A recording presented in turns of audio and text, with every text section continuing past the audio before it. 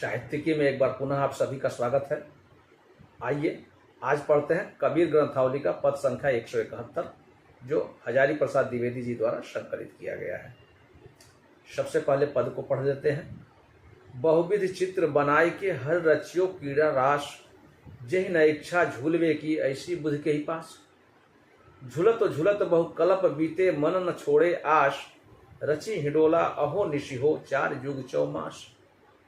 कबहु ऊंचे नीच कबहु शरग भूमि ले जाए, अति भ्रमत भरम हिंडोलवा हो नेकु नहीं ठहराए।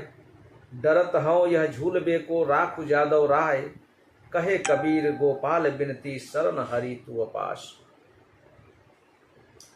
कबीरदास जी इस पद के माध्यम से कहते हैं कि बहुविध चित्र बनाई के हरि रचियो क्रीड़ा रास। करें कि ये जो प्रभु हैं, हमारे ईश्वर हैं, ईश्वर के द्वारा ही ये रंगमंच बनाया गया है। अर्थात ये पृथ्वी लोक है ना, ये पृथ्वी लोक है, ये ईश्वर के द्वारा बनाया हुआ रंगमंच है, ये खेल का मैदान है। यहाँ सभी लोग खेल रहे हैं ईश्वर की मर्जी से। और जेहि न इच्छा झूलवे की ऐसी बुद्धि के ही पास। कह रहे हैं कि ऐसी बुद्धि किसके पास है जो इसमें झूलने से अपने को रोक सके, जो इच्छा ना करे कि मैं न झूलूं, क्योंकि वो सबकी बुद्धि को तो अपने माया द्वारा उलझाए हुए हैं। तो ऐसा कोई भी व्यक्ति नहीं है, ऐसा किसी भी व्यक्ति के पास ज्ञान नहीं है जो उनके द्वारा रचित इस झूले में झूलने से मना कर सके। झुलत झुलत बहु कल्प बीते मन न छोड़े आस। करें कि बहुत समय बीत गया और लोग इसी में आना जाना लगा हुआ है, और बहुत समय बीत गया है फिर भी उससे झूलने की जो इच्छा है वो निकल नहीं रही है। अर्थात जो ये माया मोह है, इससे वो बाहर नहीं निकल पा रहे हैं। रची हिंडोला अहो निश हो चारी युग चौमास।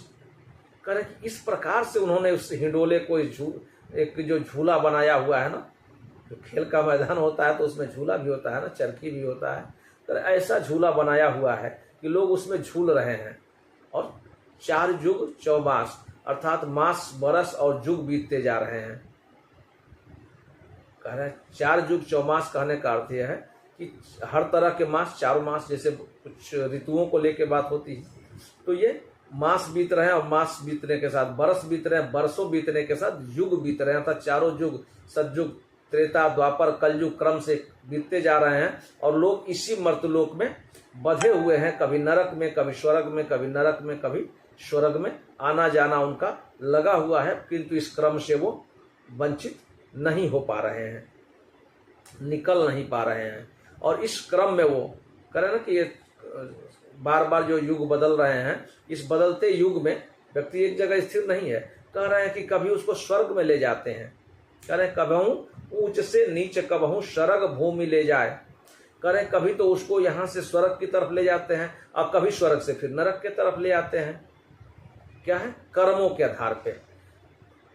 अन्य भी दस्तावेजों में ऐसा कहा गया है, अन्य शास्त्रों में ऐसा कहा गया है कि एक मनुष्य योनि ही ऐसी है जहां आप कर्म के अनुसार स्वर्ग को प्राप्त कर सकते हैं। देवताओं को ऐसा अधिकार नहीं है। तो देवताओं से जब चूक होती है तो वो फिर नरक में आते हैं, और यहाँ जब मनुष्य के रूप में आते हैं तो यहाँ अपने कर्म के बल पे, अपना तप के बल पे स्वर्ग को प्राप्त करते हैं, तो फिर स्वर्ग को जाते हैं, फिर वहाँ गलती करते हैं, फिर नरक में आते हैं। यही कबीरदास जी कह रहे हैं कि कभी ऊंचा ले जाता है, कभी नीचा ले जाता है, कभी स्वर्ग को ले जाता है, कभी नरक को ले आते हैं। वो सब प्रभु की लीला है।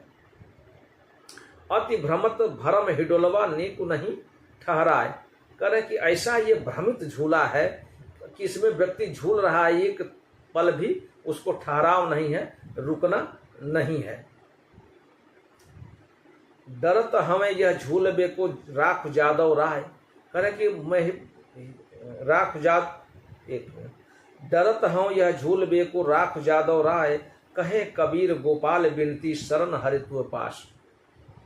कबीरदास जी कह रहे हैं कि हे प्रभु, हे यादव राय का अर्थ यहाँ श्री कृष्ण को, हालांकि ये श्री कृष्ण के सगुण रूप को नहीं कहते हैं, श्री कृष्ण के सगुण रूप को नहीं कहते हैं, श्री कृष्ण उस निर्गुण रूप को कहते हैं। हमेशा इस बात का ध्यान रखना है कि कबीर के जो ब्रह्म है वो निराकार है।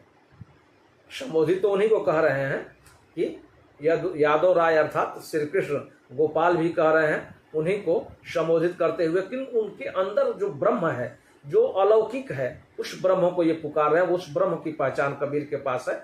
उस ब्रह्म को कह रहे हैं जो अलौकिक है कि हे श्री कृष्ण, अब इस झूलने से मैं उब गया हूँ, बहुत डर लगता है मुझे, अब अपने शरण में बुला लीजिए, मुझे अपने शरण में रख लीजिए, जगह दीजिए, अपने चरणों में जगह दीजिए।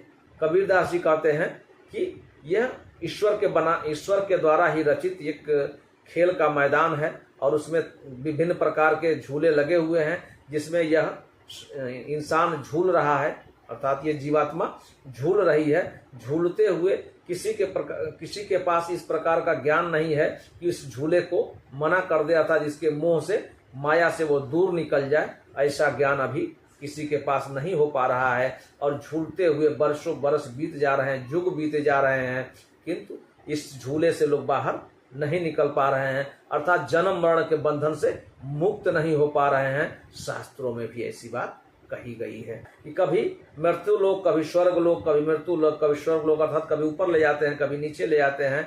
यही क्रिया से अपने मोह माया से उलझाए हुए हैं पूरे सृष्टि को, पूरे जीवात्मा को।